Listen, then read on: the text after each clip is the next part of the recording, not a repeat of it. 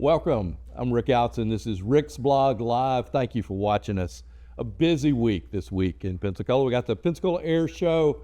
Again, this is a celebration of our country, of our patriotism, and our community. So that is filling up a lot of the time, but there's still plenty of stories out. We've got the new issue out. It's hitting the stands Thursday morning. The cover is on Dustin Conrad, R&B, Grammy nominated, R&B artist, songwriter.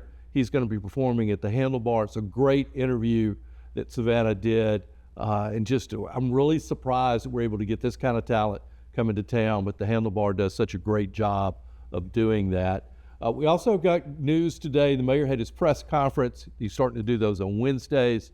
The police chief gave the latest update on the downtown mass shooting that they made one more arrest, a 16-year-old that's caught on video handing a gun to Nicholas Safford, the man who's been arrested and charged with attempted first-degree murder or first-degree murder.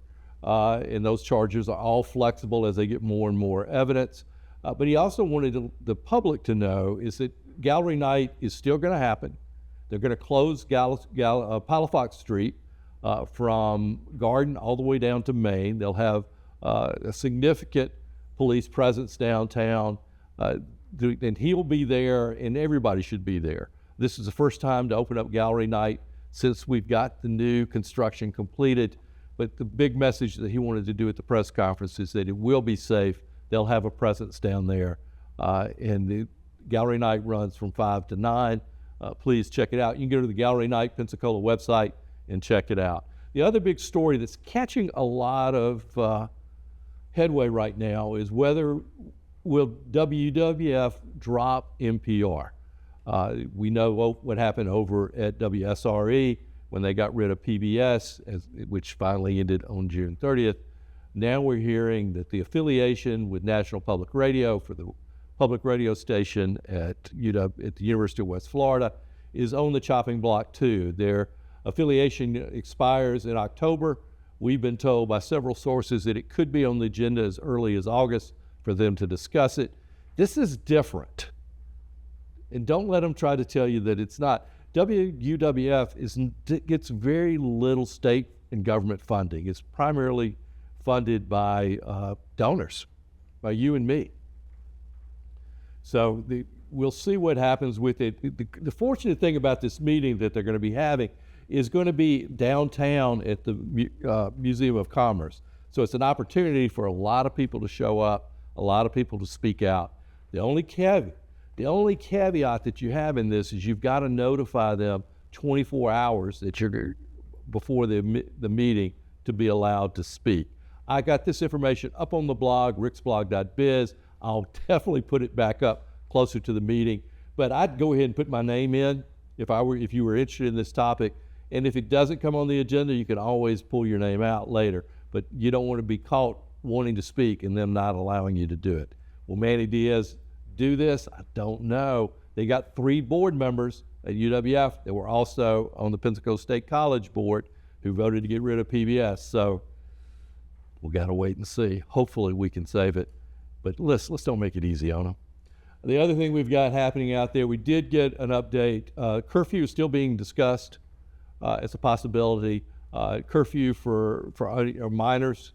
How that's going to look, we still don't know. Mobile does it year-round in their entertainment district, which is downtown. That's a possibility. We're still waiting to see what that's going to look like. Others in the community, such as Commissioner Lumen May, who we've had on this show, as well as Lonnie Wesley, the pastor of Greater Little Rock, are looking for what other things can we do. Chip Simmons, our sheriff, has said he wants to see what those programs are before we throw a lot of money at it and what their track record is. He's done a fantastic job with Blazer Academy. So I've got that interview on the blog too, so check it out. Listen, the issue's good. You want to go to the stands and get it. You can go to nweekly.net and check it out. We've got a great show lined up. We're going to open up with John Molshan, retired assistant state attorney who prosecuted the Billings case. We'll have him on. We're also going to have the Center for Independent Living and veterans on restrooms for the Veterans Memorial Park. It's going to be a good show. We'll be right back.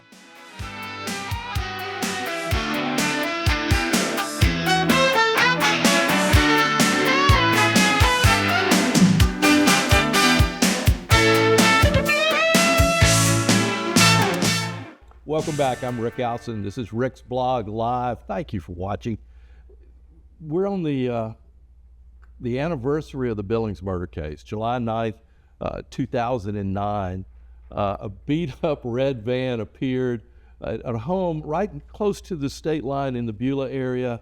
An odd assortment of characters burst out of the van, break into the house, and they're seen on video just minutes later, less than 10 minutes, carrying a safe back to the van. The couple who lived in the home, Bud and Melanie Billings, were shot and killed, and the house was filled with a lot of kids with various developmental issues. It became a national story, an international story that captured the community's interest for almost all the way to mid-August, from when the shootings happened to when the actual indictments were released. The man who handled the prosecution of this case is John Molchan, who's with us. John, thank you for doing it. Sure thing. You're retired now. You and I have never really talked about the case, so I'm a little bit excited to do this. Well, it was a case that I was assigned to that basically took 2 years out of my life, prosecuting all of the whole group. Right. And it was extremely challenging for a number of reasons. The number of defendants, the complexity of the case, the use of video was also one of the kind of unique aspects to it. But also the involvement of multiple law enforcement agencies in it, and collecting all the information from all the agencies that were involved made it quite challenging. You know, it was a different time for news. CNN happened to be in town for another case, so they were there at the very first press conference. That got a lot of attention. It was sort of a lull in the summer for news stories, so it became a national story. I got involved because I don't, at the time, I didn't do a lot of crime, either do it or report on it. But it was when the arrest of Patrick Gonzalez, because I started getting phone calls because he graduated from Gulf Breeze High School. They knew him as Patrick Poff, so I was getting Monday morning as early as 6:30. I'm getting text messages and phone calls and emails. Tell us your take on Patrick Gonzalez. Well, it's interesting you talk about that, because I was the chief in Santa Rosa County. I became acquainted with Patrick Poff when narcotics agents from Santa Rosa came and talked to me back in the 90s or whatever it is, and indicated that they had a CI, or not really a CI, cooperator, and it was Patrick Poff, who was telling them that the Mexican mafia was down in the south end of Santa Rosa County and had invaded and done everything like that, and he wanted to give information. The reason he did that, he was on probation, he violated his probation. So he was spinning the yarn about the Mexican mafia way back then. Gosh. And what was interesting is that when the murder occurred and he was arrested, the narcotics agent that had talked to me initially about that was a DEA agent in Dallas. He called me and he says, "You remember when I told you about this guy?" And, I remembered. I mean, right. Patrick Poff is not one of those names you forget. Right. That was his adopted father. Was his stepdad's. Correct. And, Guy Baker was the agent. And he said, "That's the guy that said the Mexican mafia was, down there. Remember?" And it was kind of like, that was my first really kind of involvement in the case. Right. Going back to basically that time. I wasn't the originally assigned individual to the case. David Rimmer was. And so when Rimmer was appointed as a judge, I got the case and started assimilating all this. And Gonzalez was an interesting character for a number of reasons. One was he had this fight back karate thing that he for had a nonprofit. He won a community award for had done great work with that, but had been in trouble also. I was aware of that. I mean, he just presented a very interesting character. He was very charismatic. He was he talked. I mean, you saw the interviews on Channel 3 where he was, pitching that stuff. And so it was interesting but not really surprising that he was able to pull this cast of characters together and spin this yarn to get that was amazing that they all bit Right. and bit the hook and came on board with him, which has always been a mystery to me, that he was able to motivate and get these people on board to engage in this home invasion robbery. Right. Make them believe there were millions of dollars. Billions. In a safe. And Right. that, he was, definitely was charismatic, definitely had built a relationship, a reputation in the community for this nonprofit that was teaching self-defense to women and to kids, and was taking in donations for it. But his ability to pull this crew together, which involved people from Fort Walton Beach that were home invasion specialists. I don't know if specialist makes it sound more sophisticated. It is. Pulls in the two kids, pulls in his dad and this guy that had just gotten out of prison. And it was such an oddball crew. When we come back from the break, let's talk about the prosecution of the case, because we ended up with Patrick getting a death penalty out of it. That case the sentencing is still out there. Correct. Whether because of the way the verdict, now you need to have a unanimous verdict. Back then he didn't have it. But it was a fascinating case because I sat through the courtroom for all of it. The way that you had to sift through all the stories about the drug cartels and the mafia and car dealers wanting to Bud's Billings' enemies, and make sure that didn't interfere with the case. And that was a big part of what focused on. In this case, there was a lot of peripheral information, rabbit trails that we still had to go down and look through, but determine whether they were valid or not valid and relevant to the case. And there was a lot of people talking during that time frame. I interviewed a lot of them. And you interviewed a lot of them, but that made it particularly difficult and more complex. When we come back, we'll talk about that, the prosecution of the case. We'll go ahead and take a break, pay a few bills. We'll be right back.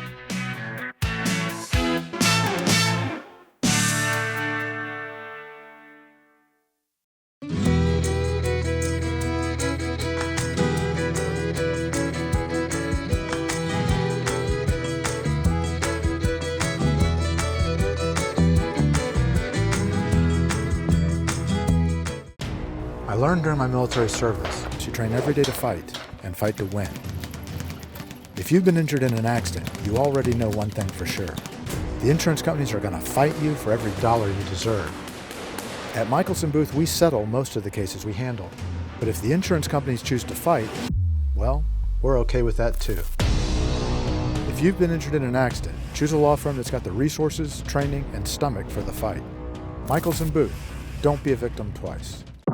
It's baseball season. From heart-stopping plays to legendary victories, this is baseball at its finest. Grab your seat, bring your energy, and witness greatness live. Don't just watch it, feel it. The Pensacola Blue Wahoos are back, and you can watch Pensacola Blue Wahoos home games live on Fridays and Saturdays, only on Blab TV. Love the Blue Wahoos but can't watch? Get your tickets now. My name is Bill Sadler. I'm the general manager with Empire Truck Sales here in Pensacola, Florida. I've been advertising with Blab TV for well over 20 years. Blab TV has been a huge success for the growth and success in our company.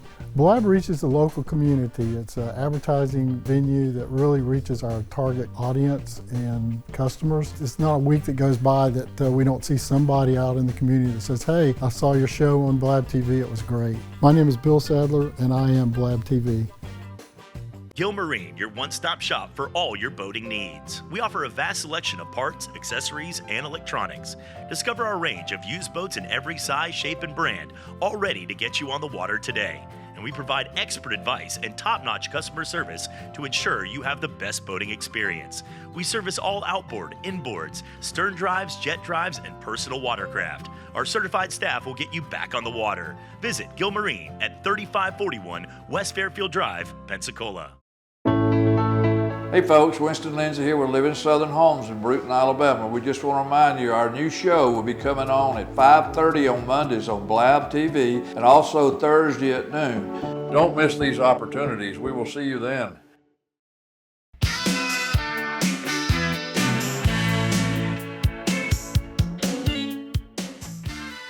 Welcome back. We're Rick's Blog Live. I'm Rick Outzen. We've got with us John Mulshan, retired assistant state attorney who prosecuted Patrick Billings and all those that were involved in the Billings murder case back in the murders happened in 2009. The prosecution started in 2010. We were talking a little bit in the break. One of the interesting parts of this case was the use that the house had videos. Right. That really helped, didn't it?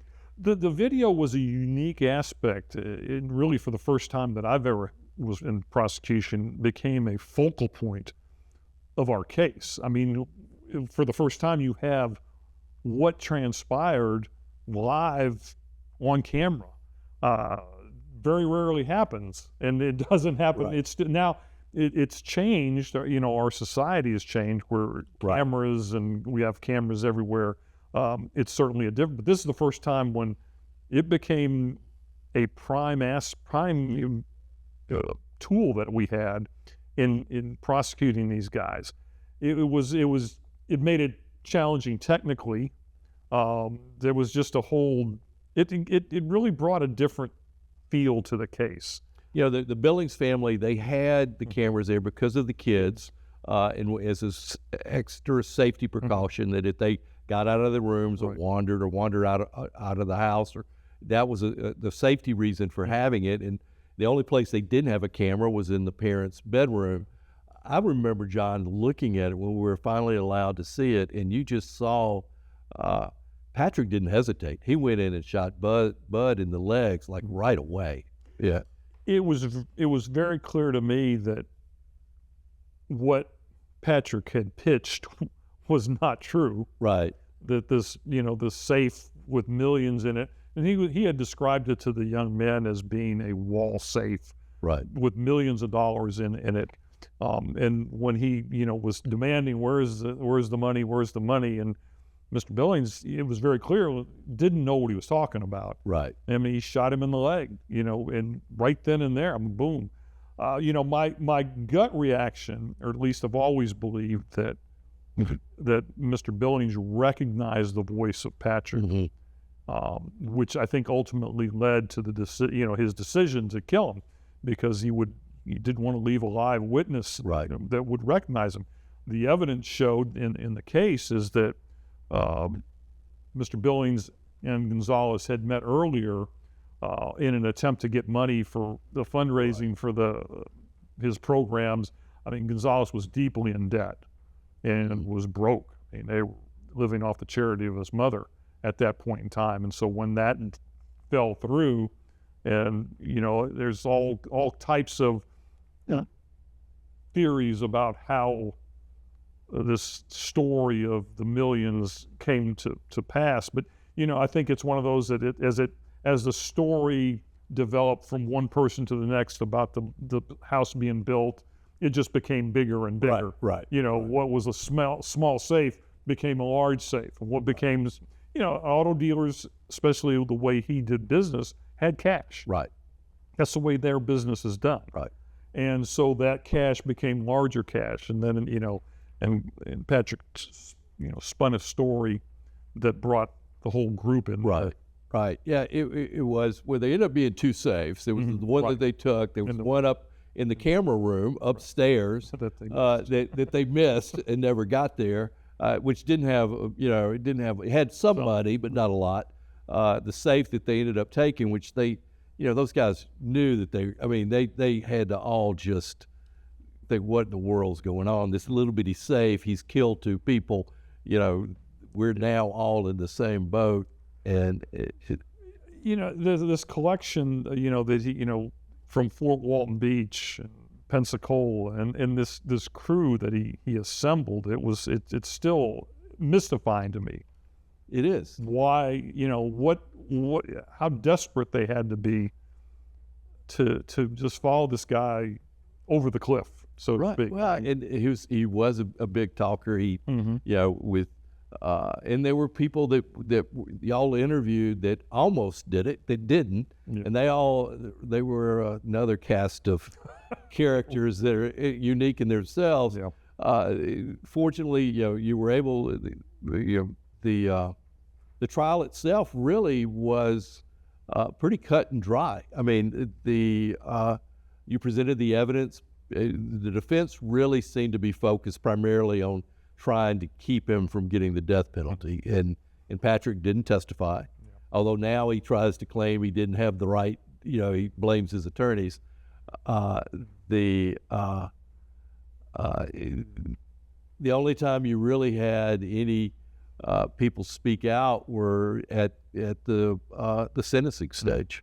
Yeah, he took a real curious turn. I think there were certain things that would be considered mitigating that could have been considered, but he really didn't want that done for whatever reason. And it's not a unique kind. We've seen this before in other death penalty cases, but he took a different path, and it'll be interesting to see what the new defense team will bring to the table at this next juncture.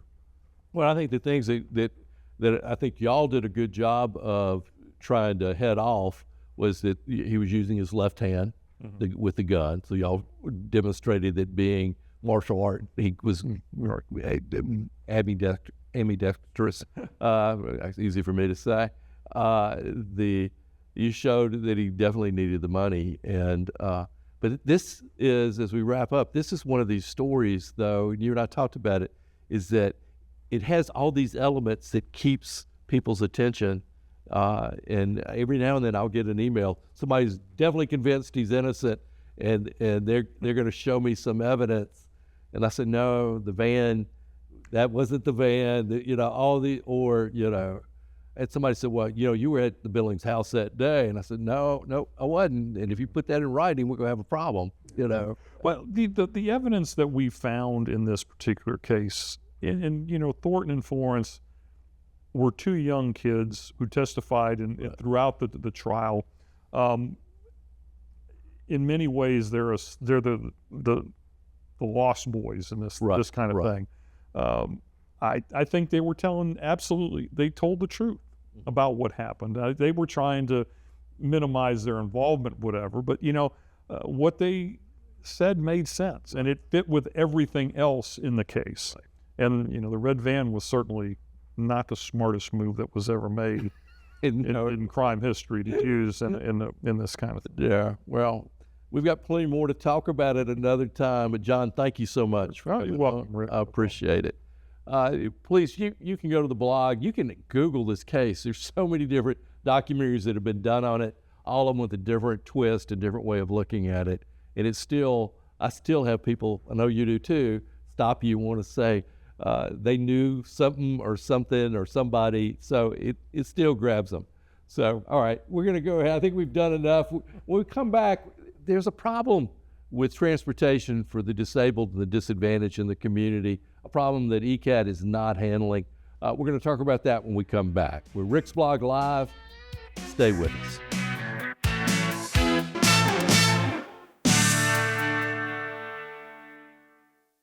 Well, I think it's all about local, and I'm a big believer in local. So I think anytime you can carry a message out locally, it's important.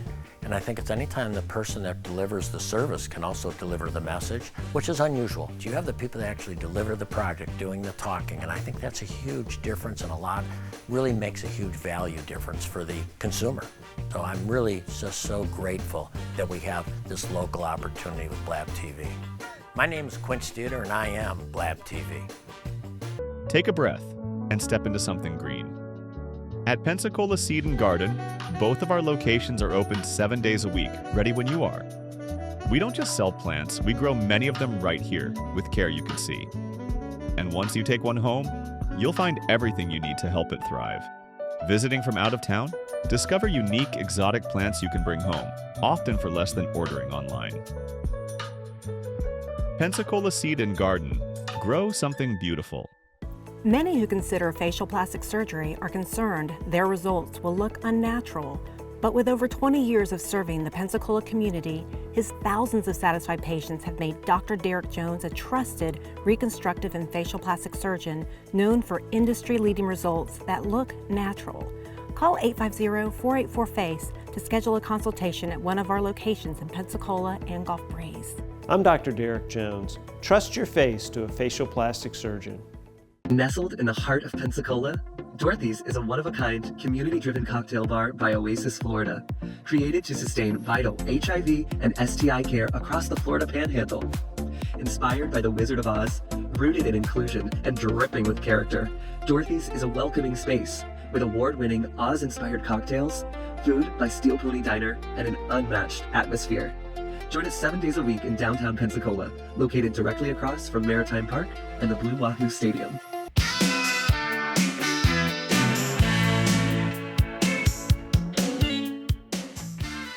Hi, I'm Rick Alton. This is Rick's Blog Live. Thank you for watching. The response to the show has been great, and we appreciate you watching us. You can follow me on ricksblog.biz, and just these stories are important, everyone that we do. This was one I wanted to get before you, because since the beginning of the month, I've been hearing stories of bus riders that are disabled and disadvantaged, not getting picked up properly. I know that there was a big switch over for transportation disadvantage. The county commission relinquished the program from ECAT, and the state chose Ride ITL Cares, but there's a lot more involved in this, and we're going to dive into it deeply. We've got Carolyn Growie, who is the executive director for the Center for Independent Living of Northwest Florida. Carolyn is the expert. This is who I lean on to try to understand this issue. I think the first thing that I had to ask you when I started this story was explain all the different ECAT programs for transportation, because we got multi-layers, and if you don't mind, I'd appreciate it. Well, I'll try to start to explain. First of all, let me just say, first of all, I'm a social worker.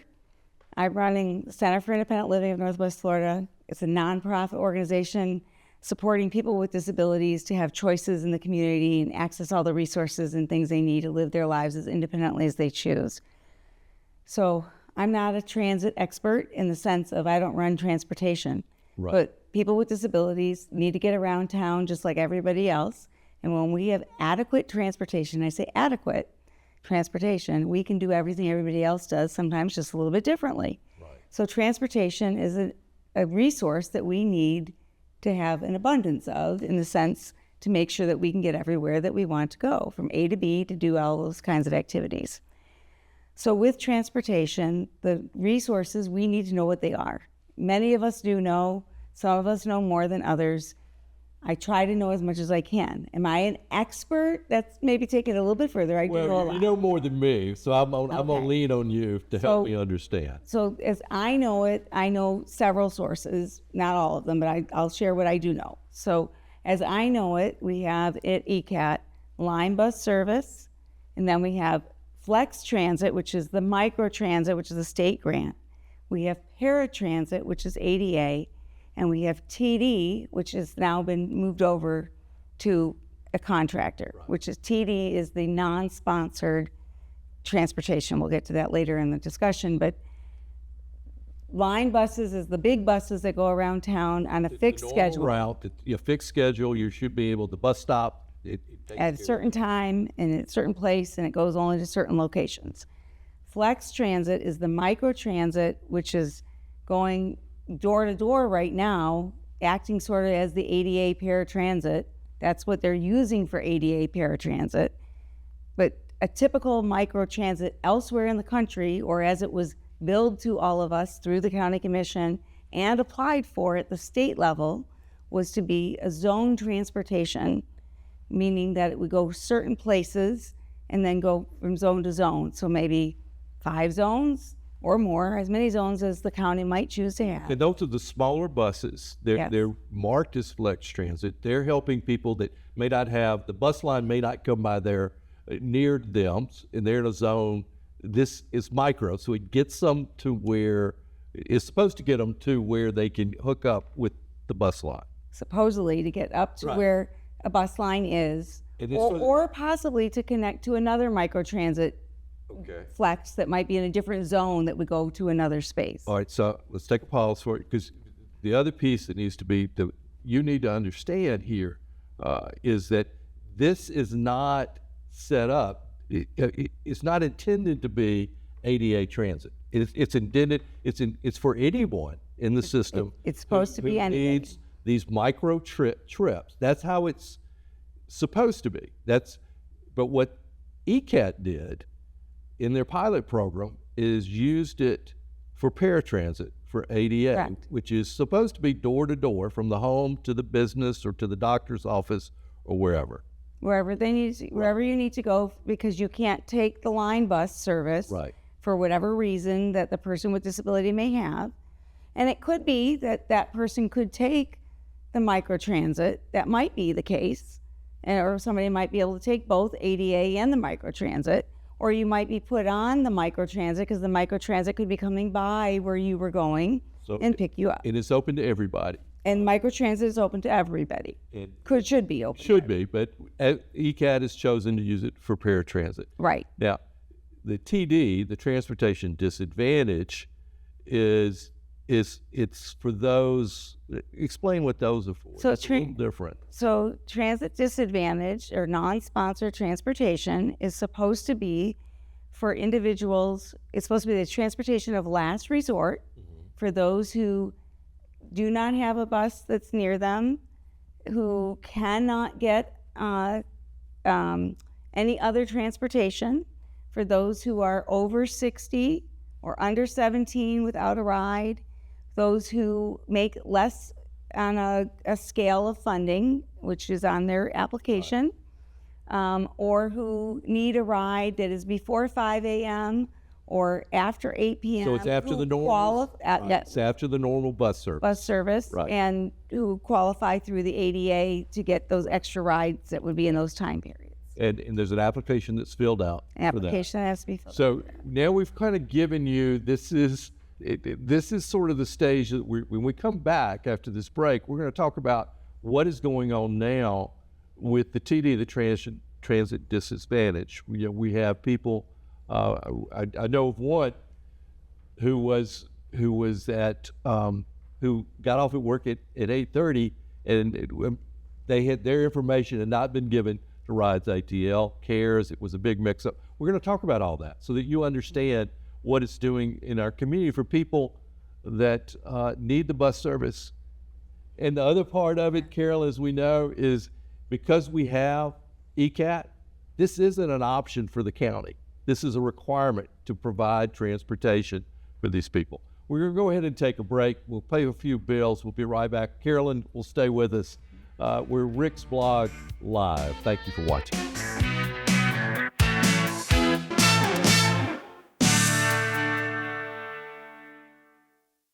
At A1 Automotive, we do it all. All kinds of repairs for all kinds of vehicles. We do AC repairs, we do suspensions, we do pre-purchase inspections. We'll diagnose your problem and get it fixed. Free brake inspection. We can provide financing for any work we do. Veteran-owned, military, and first responders discounts. A1 Automotive, 403 Beverly Parkway, Pensacola.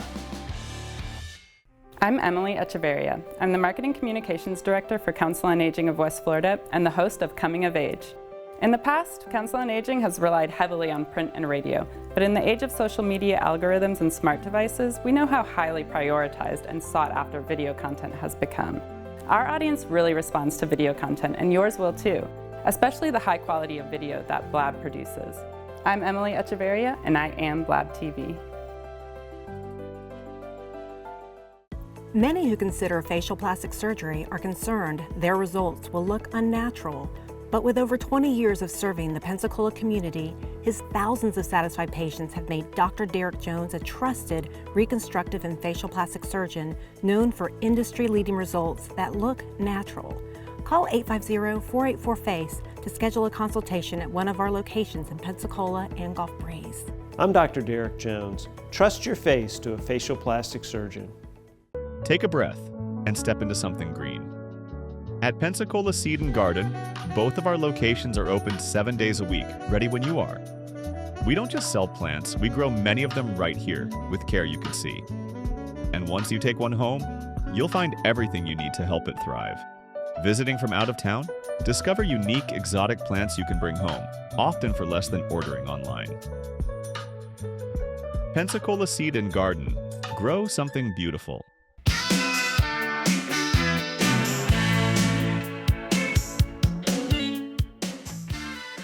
Welcome back. I'm Rick Alton. This is Rick's Blog Live. Thank you for watching. The Center for Independent Living provides services and helps disabled people all over our community. They're vital to our community. It's a nonprofit. Carolyn Growey is the executive director.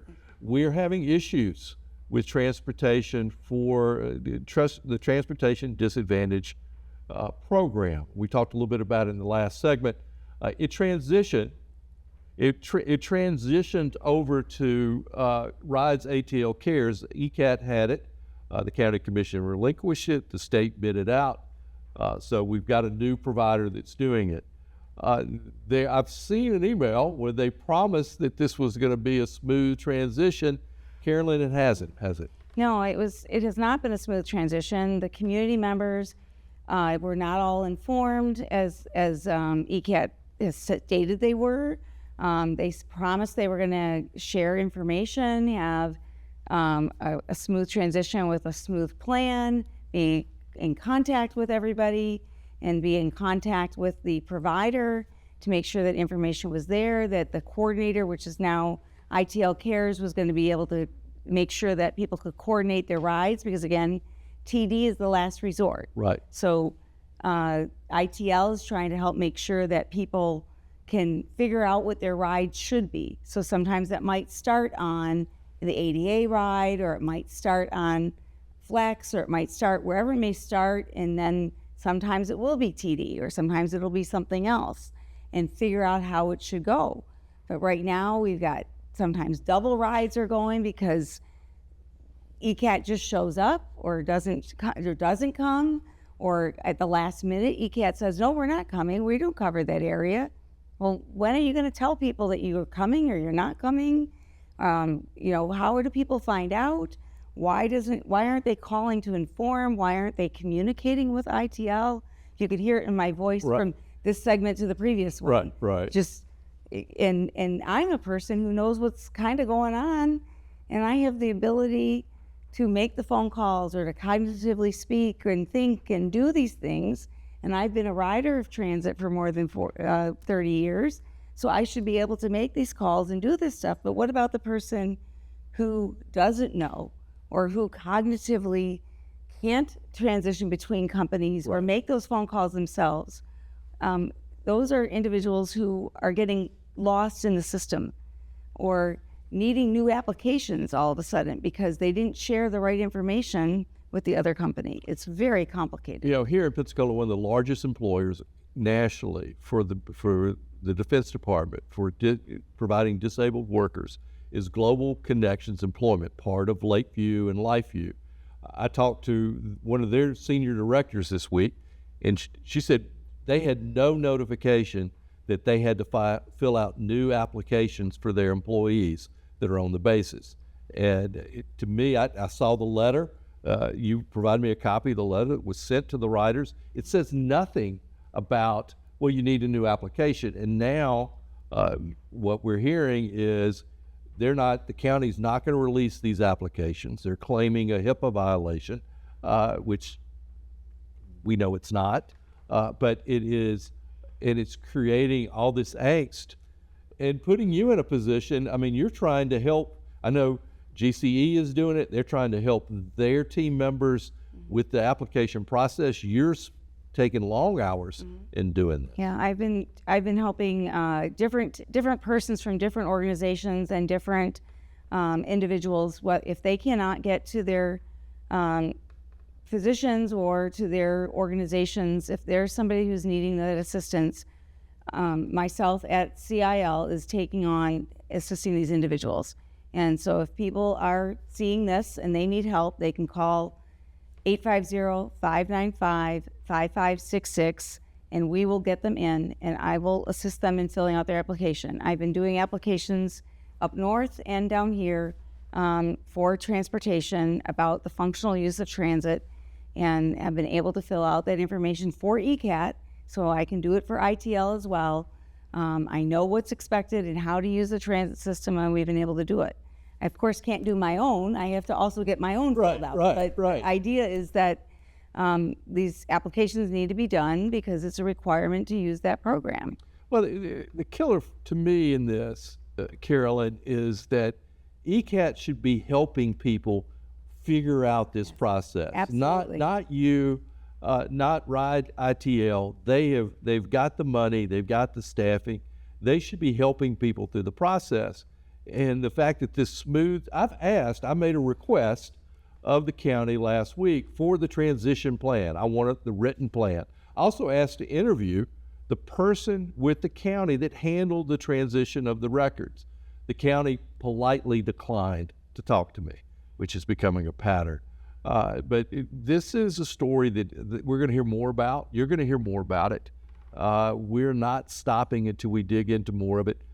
But at the end of the day, Carolyn, and the reason I think you and I are kindred spirits on this is that it's at the end of the day, it's helping people. It's helping people. It's helping making sure people. that How can nobody you- is stranded. Yeah, leaving someone stranded at 8:30 at night who's blind, who doesn't know how he's going to get home, is to me, it's a moral crime, if not a real crime. But and ECAT doesn't seem to care. So, Carolyn. Well, and as you said, it's the very person who told them, please don't leave us abandoned, is the same person that they were leaving abandoned. That they abandoned. Listen, we've got all the information on Carolyn and Center for Independent Living. They are a fantastic resource for all of us, not just for me in doing this story. Well, thank you. But thank you so much for coming on, and we'll work more with this. We're going to go ahead and take one more break, and please stay with us. We're Rick's Blog Live, and I'm Rick Alton.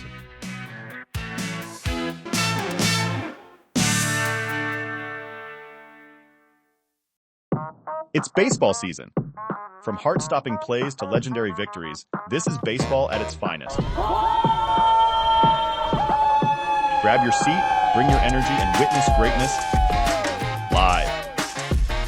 Don't just watch it, feel it. The Pensacola Blue Wahoos are back, and you can watch Pensacola Blue Wahoos home games live on Fridays and Saturdays, only on Blab TV. Love the Blue Wahoos but can't watch? Get your tickets now. I learned during my military service to train every day to fight and fight to win. If you've been injured in an accident, you already know one thing for sure. The insurance companies are going to fight you for every dollar you deserve. At Michelson Booth, we settle most of the cases we handle. But if the insurance companies choose to fight, well, we're okay with that too. If you've been injured in an accident, choose a law firm that's got the resources, training, and stomach for the fight. Michelson Booth. Don't be a victim twice. I'm Andrea Housen, practice coordinator for Derek Jones Facial Plastic Surgery.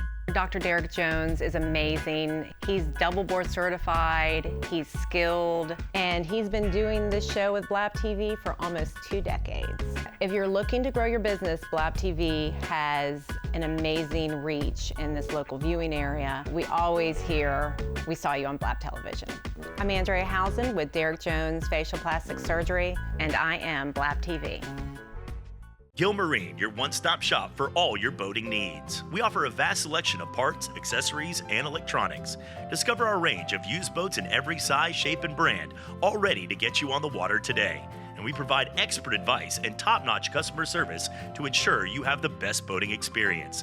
We service all outboard, inboards, stern drives, jet drives, and personal watercraft. Our certified staff will get you back on the water. Visit Gilmarine at 3541 West Fairfield Drive, Pensacola.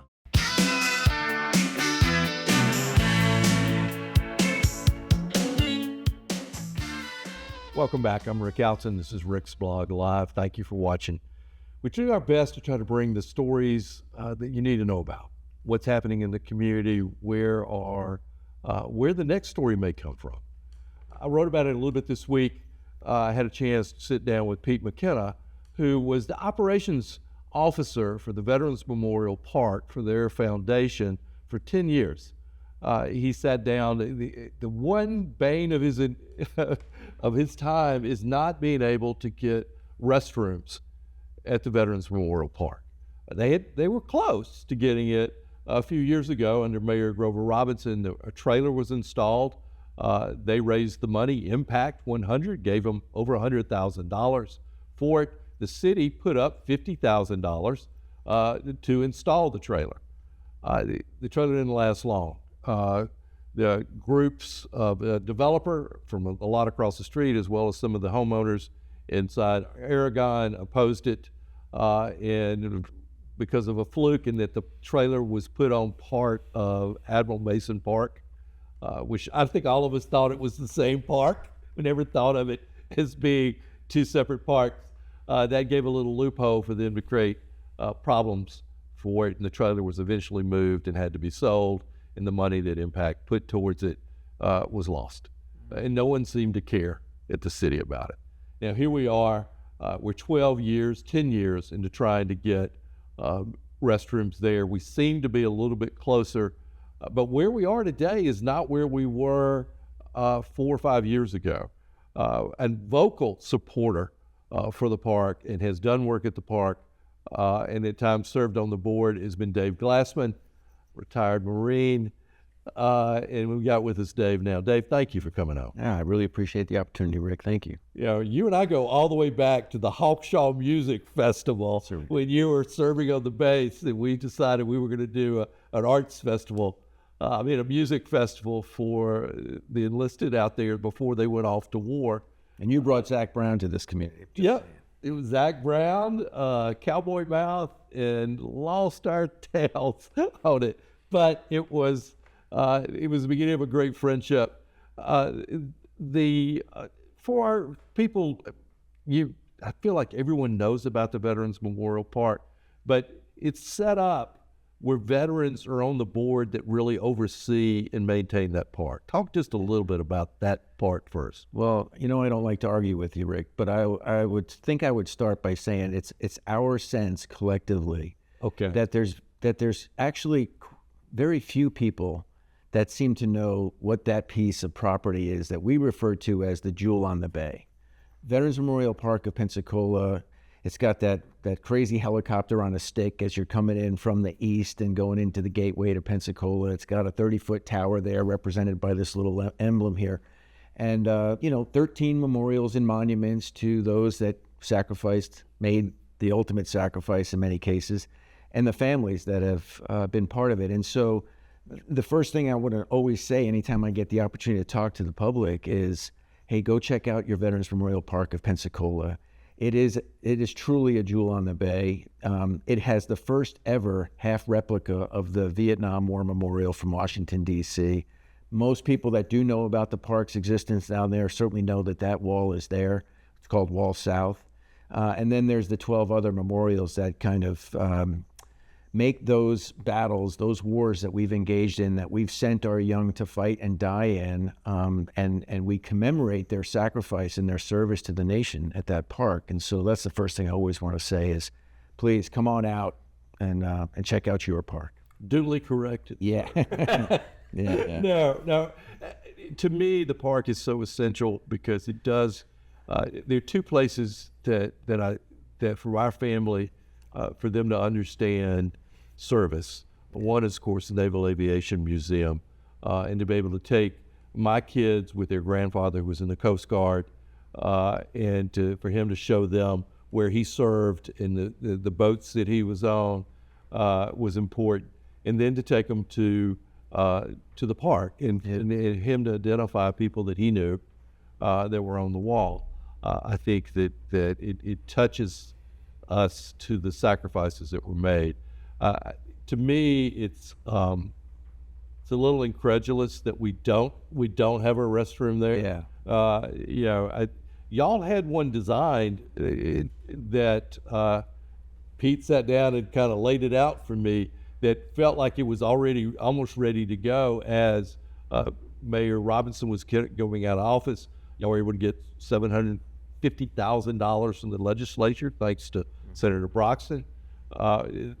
just that facility was a pretty nice facility. Yes, sir. And, thanks for bringing that up. That's a big part of this thing is the funding came through. And it came through for a specific project that Mr. McKenna, Vietnam combat veteran, I might add, put together through many, many months, in fact, a couple of years of work, getting the engineering done, getting the location finalized, and then putting together a comprehensive plan for that $750,000 to pay for, yes, permanent restroom facility that would be obviously fully air conditioned and taken care of, and then also an attached learning center as well as a storage unit where the park board of directors could store all the things that we need for the care and custodial care of that park. And currently they run a storage facility that's downtown off Cervantes Street somewhere. And so all of that was built into a single structure, paid for by the state legislature, not city tax money, but paid for by the state legislature. And now here we are, we've spent, I can't really say exactly how much of that $750,000, and we're looking at from my understanding, we're looking at what they're calling a two-holer, one male, one female, no other additional amenities to that structure. And frankly, as far as I know, the location is going to be where the temporary trailer was already placed. And so there's a lot of the nuances and details that me no longer being on the board, I stood on that board from 2011 to 2020. I don't have all those details. I'm just questioning the motive as to why it's taken this long, number one. Two, why with $750,000 earmarked, state funded for a specific project that would certainly solve and address the needs of the park board of directors and the entire community to come and enjoy the park, not just have a 20-minute stay and wonder what public restroom they can go to that's close by, like McGuire's or something. Well, we're in conversation with the mayor's office now, assigned trying to figure out, he's got his side of the story. We will have all of that for you on the blog and in the paper so that you can see it. I do think it's an issue that the community's concerned about, Dave. I know that we're kind of bumping up to a time limit already. We go that quick. But I do think in this last minute, I think the questions that y'all are asking are valid. I think the conversation needs to be had, and all the information needs to be laid out for the board and for the community, because I think we need those restrooms. It's a shame to go from what the plan was now down to just a prefab building, but we'll see how this plays out. It is an election year. So we'll see. I think the timeline is a big deal. I think the timeline really, if the 10 or 12 years that this thing has been essentially pushed aside is any indication, then I would argue that August 18th primary is a big deal. Because if the current administration wins 51% of that vote, then the way that I'm sensing this thing is that there'll be more delay. All right, we got to go ahead and go. These conversations go way too fast. Yes, sir, they do. But Dave, thank you so much for coming on the show. You're welcome. I appreciate it.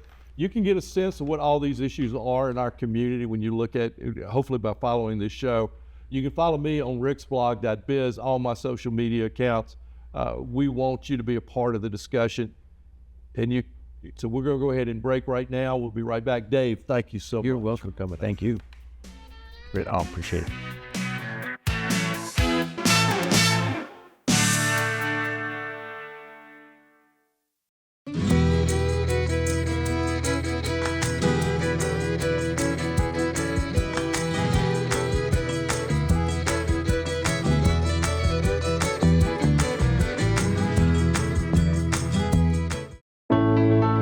Hey folks, Winston Lindsay here with Living Southern Homes in Brewton, Alabama. We just want to remind you our new show will be coming on at 5:30 on Mondays on Blab TV and also Thursday at noon. Don't miss these opportunities. We will see you then.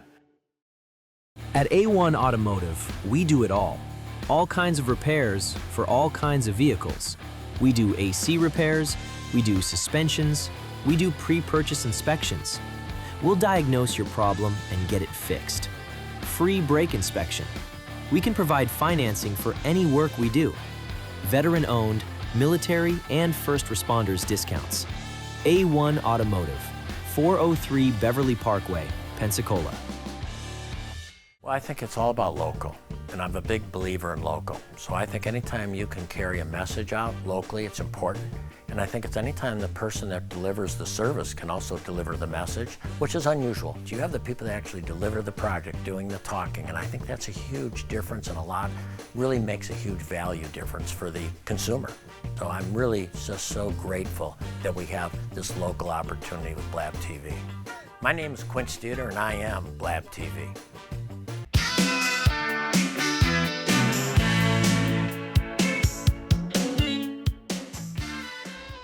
Quick hour, isn't it? Thank you for watching it.